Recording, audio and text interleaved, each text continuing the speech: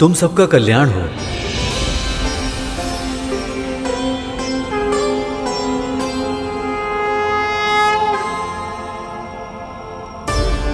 गरुड़, चंद्रमा के बाद और सूर्य लोक से पहले और कौन से ग्रह आएंगे? पृथ्वी और सूर्य के बीच 2 और ग्रह होते हैं। सबसे पहले आता है शुक्र, जिसका रंग श्वेत और ये उज्जवल स्वभाव का ग्रह है, परंतु ज्वालामुखियों से भरी इसकी सतह का तापमान बहुत अधिक होता है।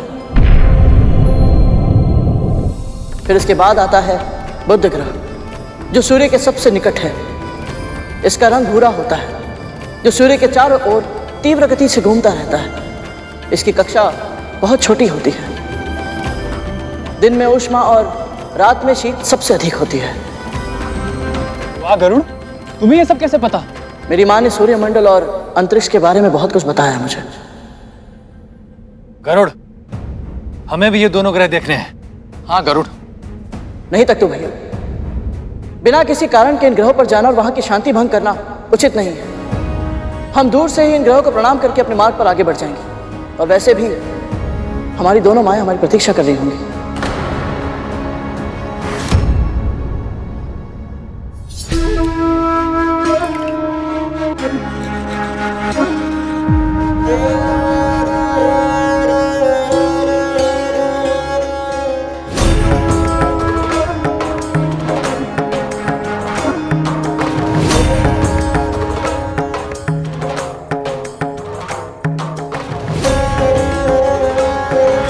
चंदन घिसने का कार्य परिश्रम का होता है, वो मैं कर लूंगी। तुम्हारे ये फूल से हाथ केवल प्रभु पर फूल चढ़ाने का कार्य करेंगे। इन प्यारे से हाथों को मैं कभी कोई कष्ट नहीं होने दूंगी।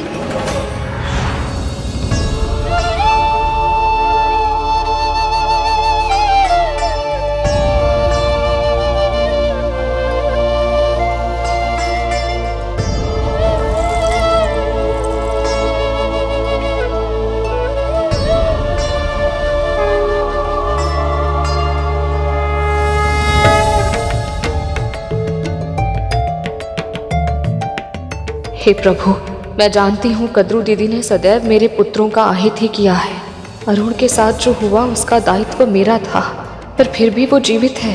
मेरे दोनों पुत्र आज तक सुरक्षित हैं तो केवल आपकी कृपा दृष्टि के कारण। पर प्रभु, मैं अपना धर्म नहीं छोड़ूंगी, इसलिए मेरे गरुड़ के साथ साथ नागों पर भी अपना आशीष बनाए रखेगा। सभी को सुरक्षित रखेगा प्रभु।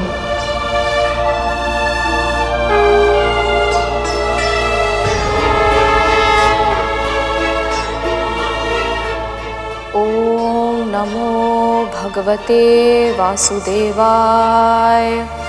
ओम नमो भगवते वासुदेवाय।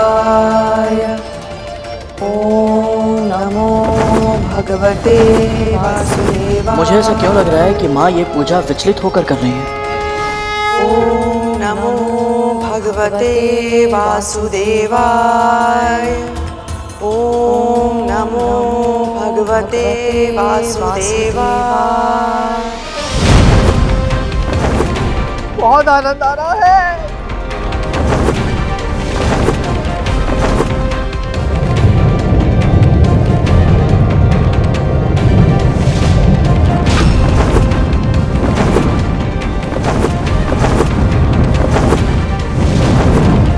गरुड़, संभाल के।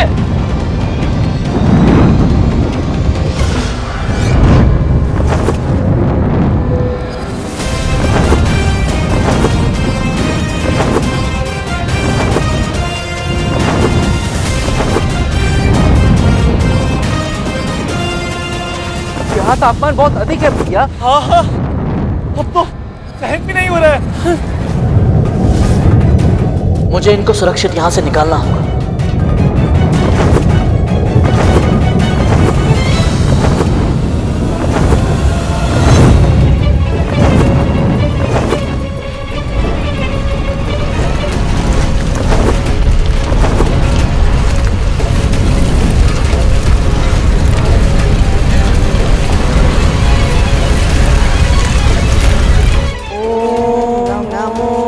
भगवते वासुदेवाय।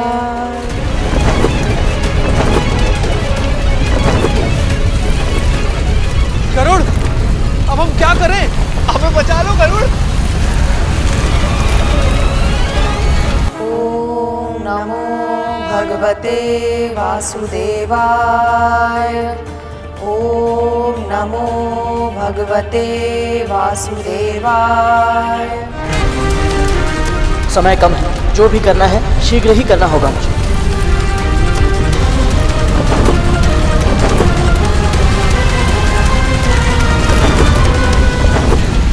गरुड़ बचाओ हमें, गरुड़ बचा लो। कैसी शक्ति है ये जो मुझे खींच रही है? मैं उड़ क्यों नहीं पा रहा हूँ?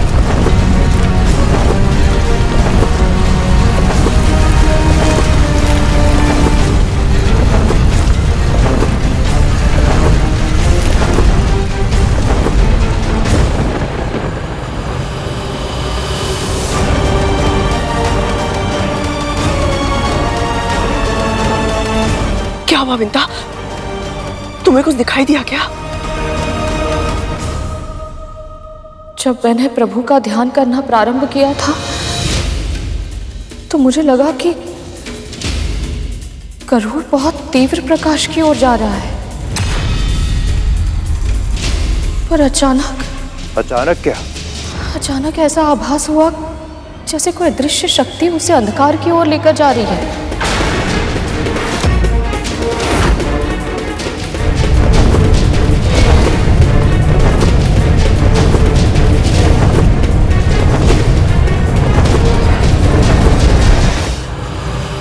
ऐसा घनघोर अंधकार जिसमें सूर्य का प्रकाश भी खो जाता है।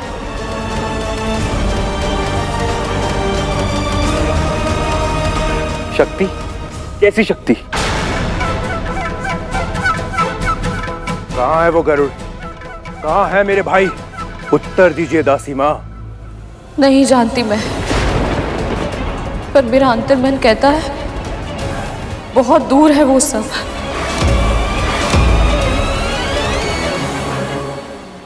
पृथ्वी से भी और सूर्यलोक से भी।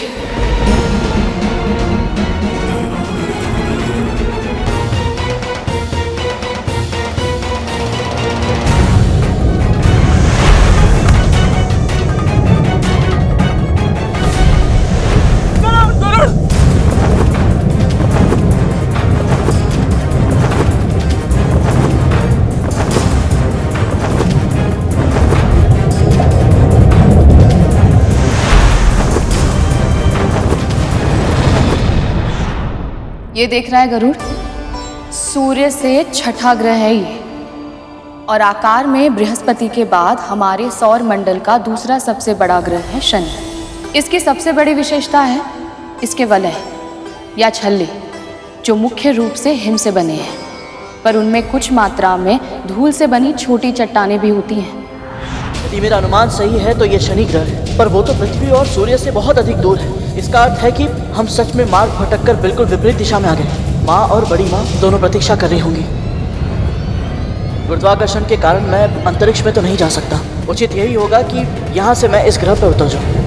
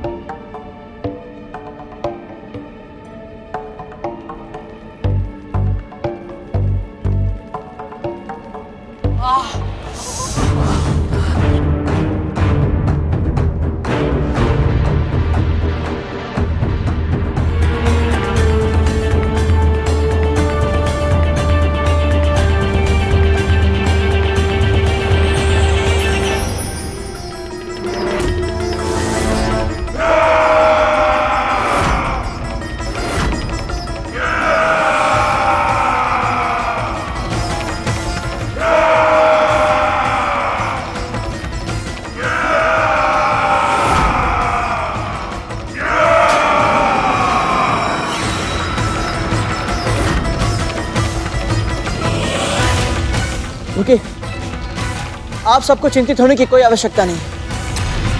हम आपको कोई हानि नहीं पहुंचाएंगे। आप सबको हमसे कोई संकट नहीं है। हम तो स्वयं यहाँ से चले जाना चाहते हैं। हम सब सूर्य लोक जा रहे हैं और उल्का वर्षा के कारण अपना मार्ग भटके और यहाँ पहुंचे।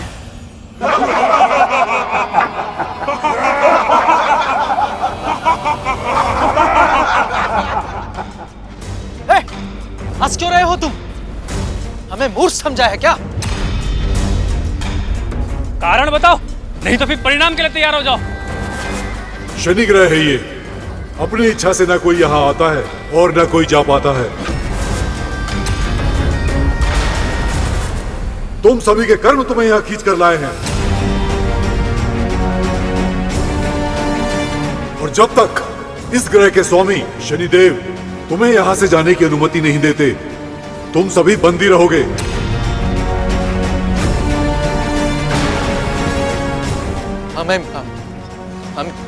हमें बंदी बनाने का दुस्साहस? जानते भी हो हम कौन हैं? तख्तू भैया, धूमल भैया, शांत हो जाइए। युद्ध नहीं करना है हमें। नहीं गरुड़, भाइयों तैयार हो जाओ। इन मूर्ख सिपाहियों को और इनके स्वामी को पता चलना चाहिए कि हम कद्रू मां के पुत्र हैं। महाशक्तिशाली, महाबलशाली नाग हैं हम।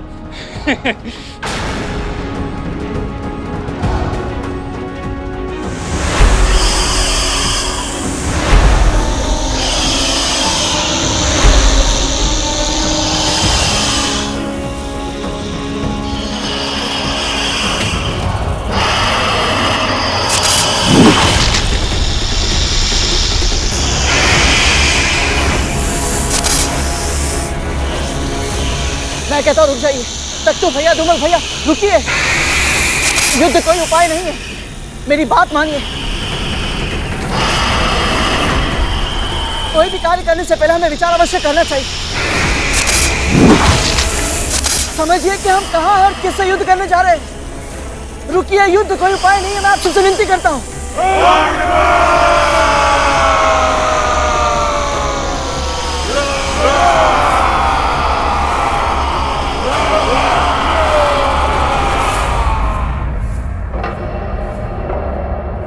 नमो भगवते वासुदेवाय। दीदी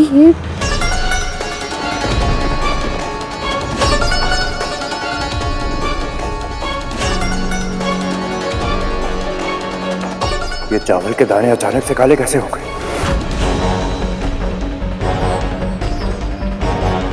ऐसा तो तब होता है जब शनिदेव का प्रभाव हो।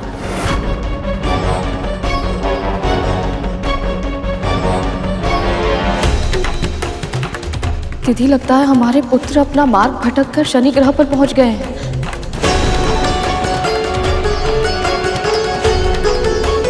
यदि शनिदेव की वक्र दृष्टि उन पर पड़ गई तो अनर्थ हो जाएगा।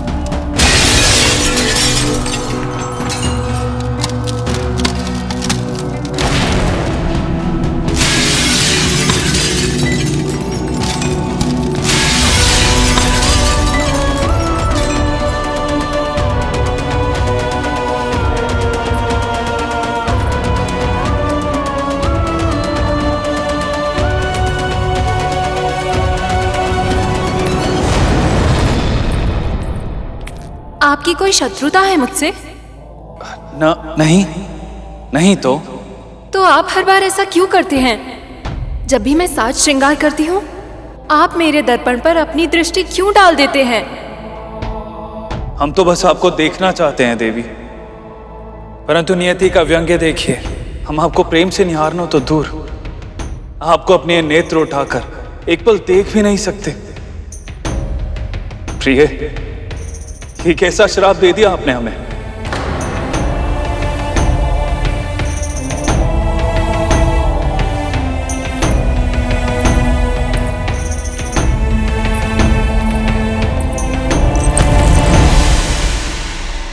आप मुझे देखना चाहते हैं और मैं भी तो यही चाहती हूं ना स्वामी। इस संसार की हर स्त्री यही चाहती है कि जब वो साज सज्जा करे तो उसका पुरुष उसे निहारे, अपनी प्रिया के काजल से सुसज्जित गहरी आंखों में डूब जाए, लाज स्वयं रंग बनकर उस स्त्री के गालों पर छा जाए, उसके अधरों की लाली चुंबन के माध्यम से उसके पुरुष के हृदय में सदा सदा के लिए अंकित हो जाए।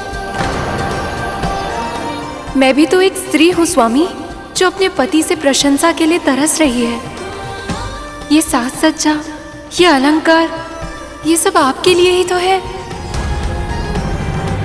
पर ये मेरे क्रोध और आपके कर्मों का फल ही है, जो हम अपनी छोटी सी इच्छा भी पूरी नहीं कर सकते। एक दूसरे की आंखों में एकटक देखते हुए प्रेम से निहार भी नहीं सकते। इस पूरे सृष्टि में ऐसा कोई नहीं है जो आपकी वक्र दृष्टि से भयभीत ना हुआ हो। स्वयं महादेव शिव शंकर भी। आपको स्मरण है ना, कैसे उन्हें आपकी वक्र दृष्टि का प्रकोप सहना पड़ा था। प्रणाम महादेव।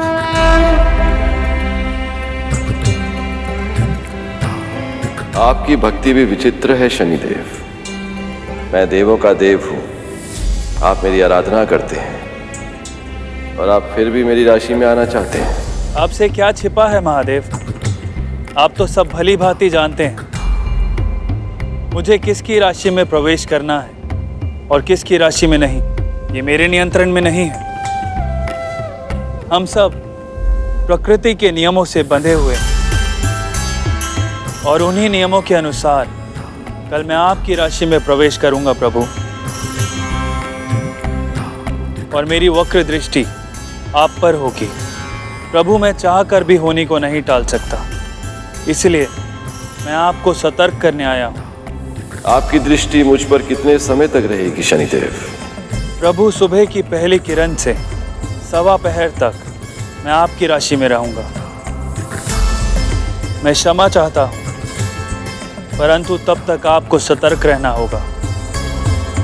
आप चिंतित ना हो, आपकी दृष्टि का मुझ पर कोई प्रभाव नहीं होगा शनिदेव।